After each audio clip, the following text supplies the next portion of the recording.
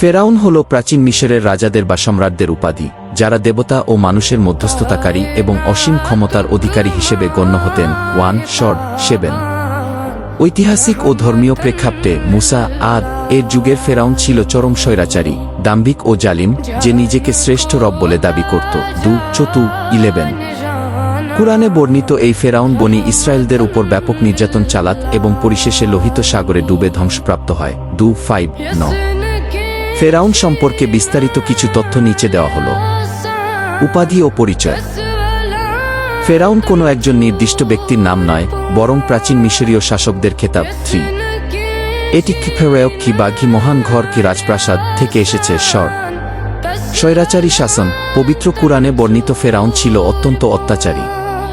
ক্ষমতার দম্ভে সে নিজেকে সর্বোচ্চ পালনকর্তা বলে দাবি করেছিল। 11 মুসা এর সাথে সংঘাত। ফেরাউন বনি ইসরায়েলদের উপর অমানুষিক নির্যাতন করত এবং তাদের নবজাতক ছেলেদের হত্যা করার নির্দেশ দিয়েছিল। 12 নবী মুসা তাকে এক আল্লাহর ইবাদতের দিকে ডাকলে সে তা প্রত্যাখ্যান করে। 11 পতন ও মৃত্যু। ফেরাউনের পতন হয়েছিল খুব করুণভাবে।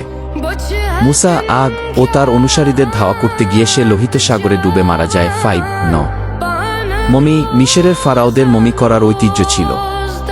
বিশ্বাস করা হয় যে মুসা এর যুগের সেই ফেরাউনের মৃতদেহ বা মমি পরবর্তীতে উদ্ধার করা হয়েছিল, যা আল্লাহ চাইলে সংরক্ষিত রাখতে পারতেন। 14 ঐতিহাসিকভাবে ফারাওরা মিশরের মন্দির পরিচালনা, কৃষি ব্যবস্থা এবং প্রতিরক্ষার মতো গুরুত্বপূর্ণ বিষয়গুলো নিয়ন্ত্রণ করত।